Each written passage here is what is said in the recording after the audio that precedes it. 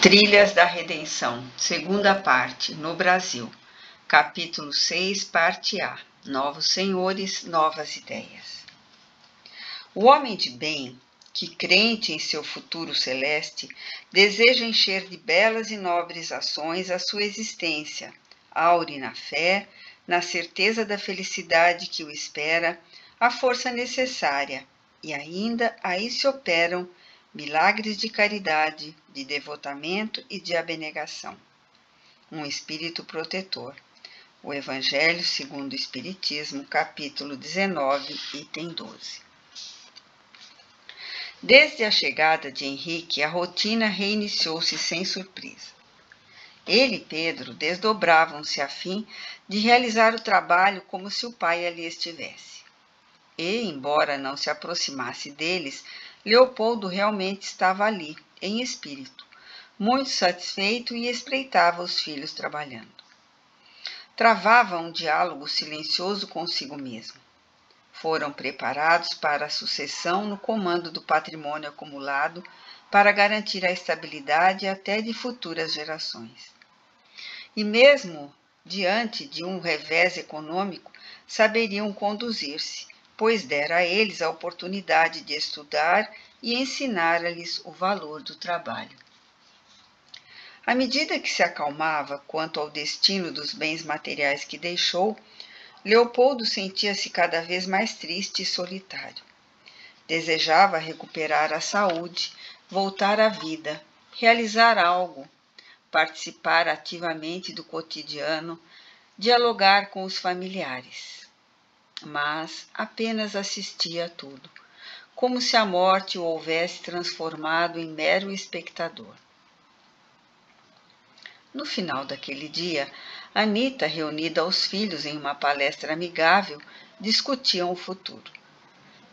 Mãe, eu e Pedro desejamos executar algumas modificações em Ouro Verde, mas sem a sua aquiescência não as faremos. A baronesa respondeu sem delongas. Querem alforriar os escravos? Não ignoram que esse sempre foi o meu desejo. Ansiei vê-los alforriados e remunerados, pois incomoda-me sobremaneira o fato de sentir-me sempre em dívida com essas criaturas. Porém, não quero trair a memória de seu pai. Ele amava essa terra. Ver o mato tomar conta dos canaviais e o café apodrecer nos pés, sem ninguém para colher, será muito triste. É como se desvalorizássemos o esforço de uma vida. Pedro ponderou. Este é um dos motivos que nos faz planejar modificações gradativas. Na verdade, apenas nos anteciparemos à abolição que não tardará a chegar. Talvez venha através das mãos do próprio imperador. E o que pretendem fazer? Trataremos a todos como servos e amigos. Isso não é novidade, pois desde a meninice viviam perambulando pela senzala, chamando Palmira de vó e defendendo-os perante seu pai. Verdade, concordou Pedro sorridente. Estamos prestes a entregar as casas que doravante habitarão e evitaremos todo o excesso de trabalho. Não mais venderemos nenhum deles. Encontraremos outro modo de resolvermos as inconveniências que causarem. Henrique falou cheio do entusiasmo que lhe era característico. Mãe, quando voltar ao Rio de Janeiro, observe o quanto o Brasil ainda é uma nação jovem, uma sociedade que carece de mão de obra em todos os segmentos. Desejamos criar uma escola aqui na fazenda. Na família temos Nina, Alice e o futuro esposo. São vários professores que poderão nos auxiliar a elaborar o projeto e a contratar outros profissionais. Por enquanto, planejamos ensinar apenas a ler e escrever. Posteriormente, penso em uma pequena carpintaria para ensinar um novo ofício aos homens e uma escola de costura para as mulheres. E as lavouras? Henrique percebeu a necessidade de apaziguar a mãe quanto a qualquer ameaça aos frutos do trabalho do Pai. Existem aqueles que apreciam a vida no campo e o trato com os animais e a terra. Não desejamos que se inquiete achando que traremos transtornos e insegurança à nossa casa. Em breve, irei à capital, a fim de dar prosseguimento aos planos de papai de termos um empreendimento voltado às exportações.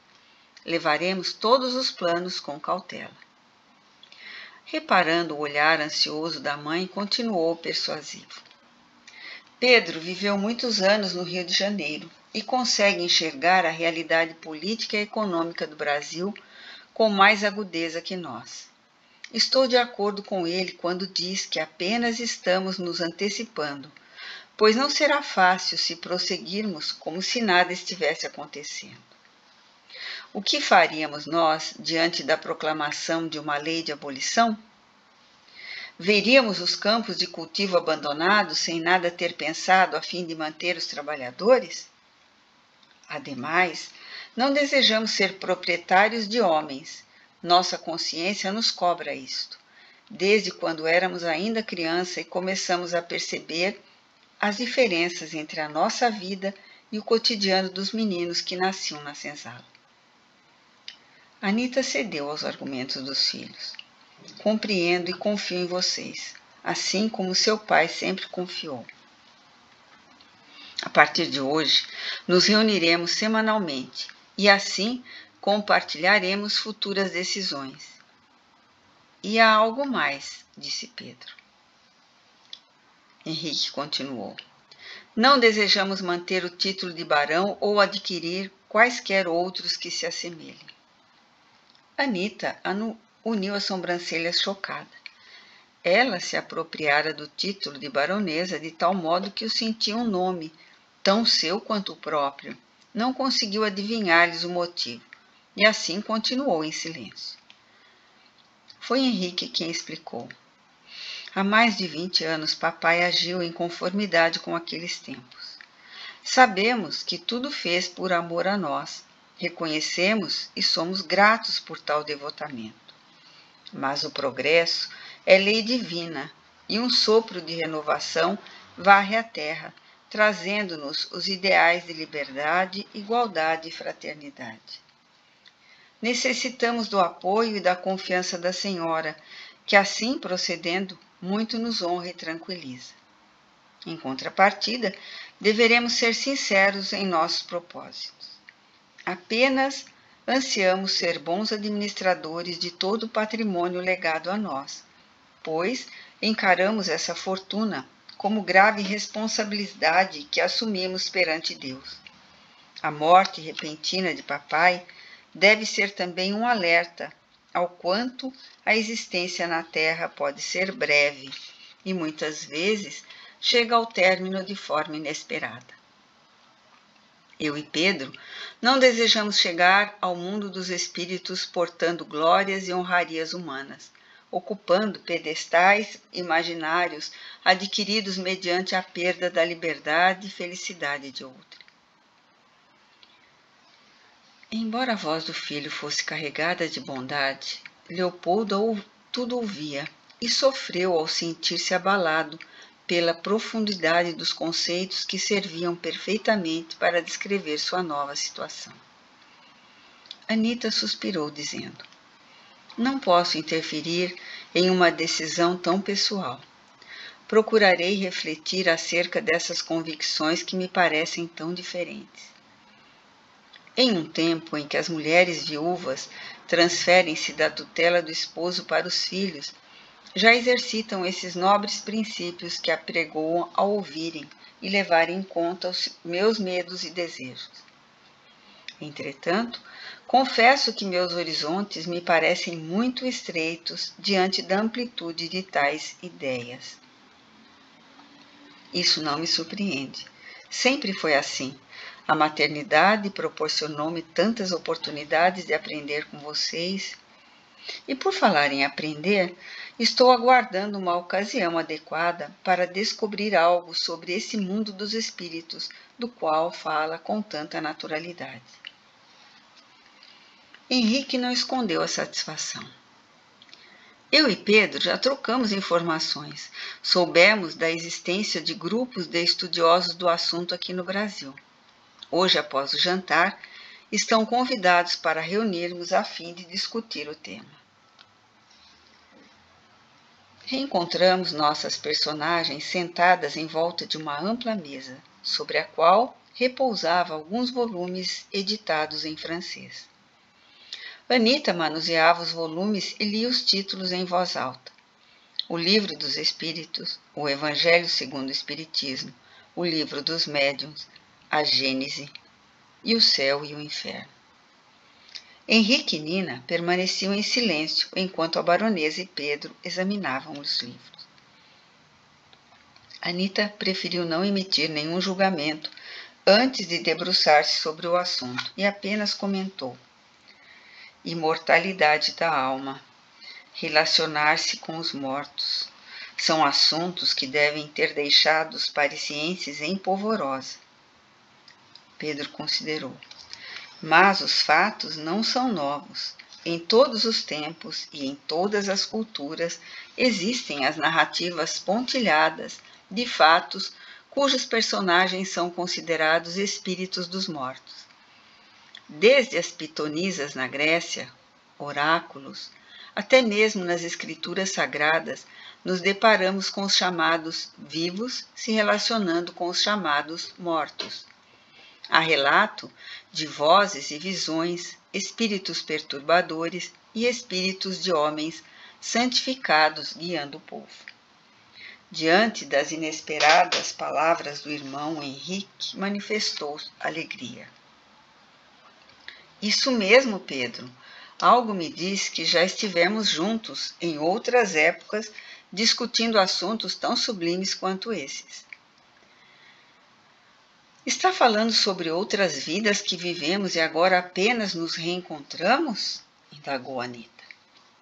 Sim, a divina misericórdia nos permite nascer e renascer, a fim de alcançar o progresso, de exercitar todos os potenciais latentes em nosso íntimo, desenvolver a inteligência, adquirir habilidades em ramos variados do conhecimento, cultivar virtudes, deixar de lado o egoísmo, o orgulho e exercitar a humildade, a fé em si mesmo e em Deus. São colheitas que demandam tempo, cultivo, perseverança. E como conquistar tudo isso e tantas outras aquisições espirituais em uma única existência? Nina acrescentou: como foi dito, os fatos não são novos, a teoria é que veio explicar as ocorrências. Episódios envolvendo a mediunidade em alguns momentos da sociedade terrena foram considerados heresias e misticismos, passíveis de serem punidos até com a morte. O caso de Joana d'Arc, a jovem de Dom Remy, é uma trajetória que simboliza tais conclusões. Não esconder o fato de ouvir vozes que a guiavam foi o motivo alegado para queimá-la viva. E agora, tempos depois, novamente no seio da sociedade francesa, tais vozes são analisadas meticulosamente, anotadas, estudadas e tornam-se canais de espiritualização ao proporcionarem instrução e consolo. Como foi o início do estudo a respeito desses temas? Nina respondeu: utilizando o tom vibrante de uma boa contadora de histórias, levou os ouvintes a contemplarem nas asas da imaginação as estranhas situações envolvendo as irmãs Fox nos Estados Unidos da América, ocasiões em que ouviam barulho na própria casa e descobriram, através da mediunidade, que eram provocados por um antigo morador assassinado há alguns anos e que desejava se comunicar. Henrique continuou a narrativa, discorrendo sobre os episódios das manifestações espíritas ocorridas nos salões parisienses. Nos salões parisienses, tornou-se uma fonte de atração e diversão reunirem-se a fim de observar mesas que giravam, inclinavam-se e até erguiam-se sem o auxílio de mãos e braços materiais. Além dos movimentos mecânicos, as mesas se moviam de forma a responder múltiplas questões. Convencionavam previamente o número de pancadas para respostas afirmativas, negativas e até para as letras do alfabeto. E assim, em algumas ocasiões, tais mesas obedeciam aos comandos ao responder às perguntas elaboradas pelos participantes. Anita perguntou, revelando espanto: "E como essas mesas se movimentavam?" Henrique pacientemente buscava a simplicidade para se fazer compreender.